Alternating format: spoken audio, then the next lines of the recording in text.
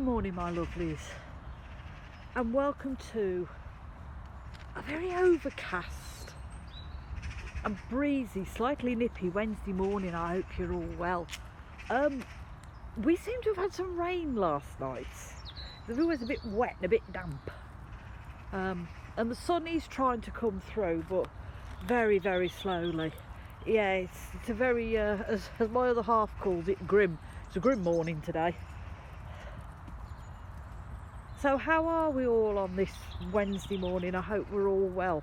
And we know what Wednesdays are, lovelies. Wednesdays are Wild Woman Wednesday. So today I thought we would have a look at a girl. I can't call her a lady, a girl, who I picked this because this young lass was so brave, and again was treated awfully by adults who should have known better. And it wasn't just her, it was millions and millions of other people who were treated so awfully by a madman. And this madman was called Hitler, and that's the only time I'm ever going to mention his name. This lass that we're going to look at, this poor young girl, her name is Anne Frank. Now everybody, unless you live under a stone, will have heard something about Anne Frank. If you've not seen something on the telly, you would have read her book. I came across her book about 10, probably more than that, 15 years ago, 20 years ago, and I read it and it broke my heart. It absolutely devastated me. And it's not a fictional thing, it's fact. These things actually happened. It happened during the war.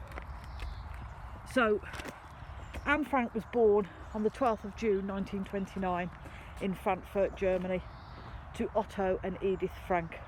She had an older sister called Margot, and they were a Jewish family. In 1933, Anne and her family moved to Amsterdam for Otto's work.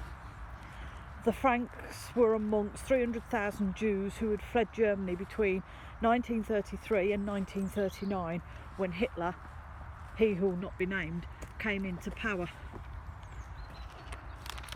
By 1940, he who will not be named invaded the Netherlands,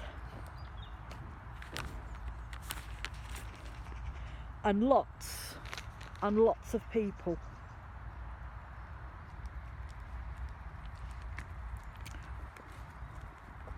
were kicked out, mainly because they were Jewish or they were segregated. So all the Jews were put into like what they call ghettos, and they were like little villages that were sealed off, and they were all Jews were shoved in there. It was overcrowded, there was poor housing, poor sanitation and poor food, and lots of people died in the ghettos. For her 13th birthday, Anne was given an autograph book. It was a little red leather bound autograph book with a lock on the front. She decided that she was going to keep it as a diary, and she named it Kitty. And she used it straight away, listing the many restrictions that the Dutch Jews had, because this is what the Germans wanted. In 1942, the deportation of Jews began, and the Franks were forced to go into hiding in a secret annex in Amsterdam that was across the road from where her father worked, and they knew it quite well. And the door to the annex was sealed with a bookcase, so it looked like that there was not another room the other side of that bookcase.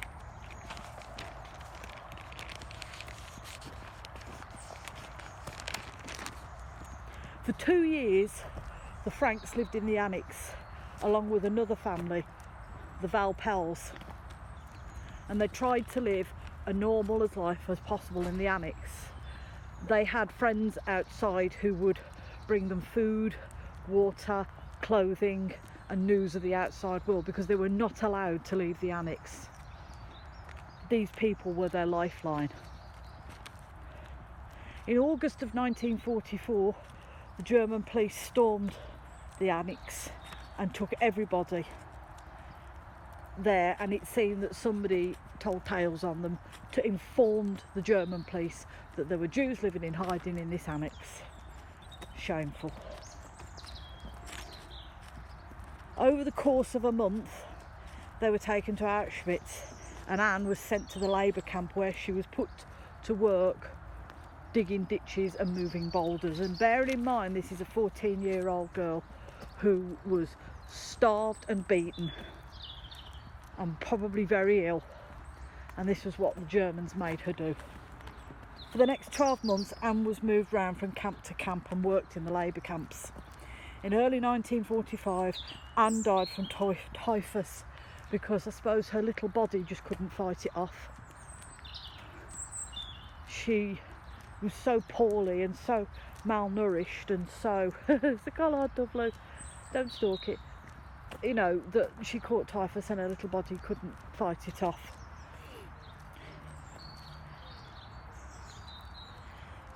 Two sisters who knew Anne and Margot from the Blenheim camp confirmed with Otto that Anne and Margaret had died in the camps, and they gave Otto Anne's diary and other notes that had been kept safe in order to be given back to Anne. Come on. For a few years, Otto tried to get Anne's book published. This way. But it wasn't until 1947 when Anne's diary became published. The book has been praised for its literary merits, but also for the grassroots level of a victim of war. Now, what you've got to understand is this is a young girl, a 15-year-old girl who wanted to live a normal life. She was Jewish, and that was the only thing that set her out amongst everybody else, the fact that she was Jewish. She was tortured. She was made to work in the labour camps. And for what? Because he who will not be named didn't like the Jews. And because she was Jewish, this is what happened. It saddens me that one human being who thought he was so much better than everybody else could torture, kill, maim, starve millions and millions of people because of either the colour of their skin, their race, their religion,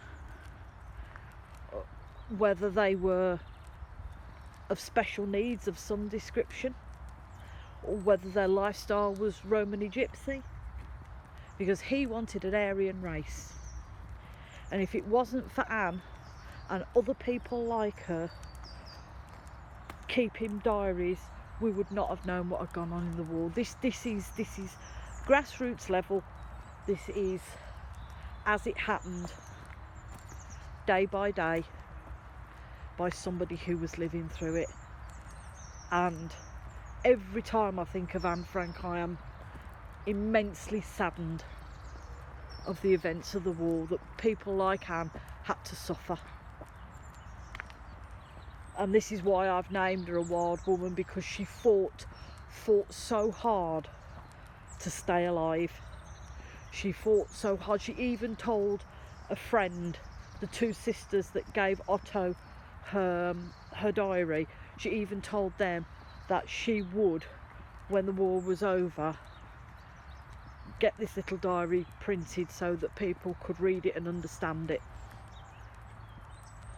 So yeah, that is the amazing diary of Anne Frank,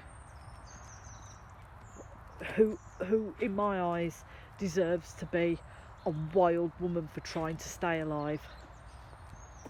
So lovelies, I hope you all have a very blessed Wednesday morning. Please look after yourselves. And remember, if you're struggling, darlings, please reach out, because there's always somebody there that will help you. Look after one another. And if nothing else in this world, please be kind, because you don't know what that person's going through that stood next to you. And as always, on this very grim Wednesday morning, from me and a Miss Woo, yes, hello baby girl, we're sending you all much love and many blessings.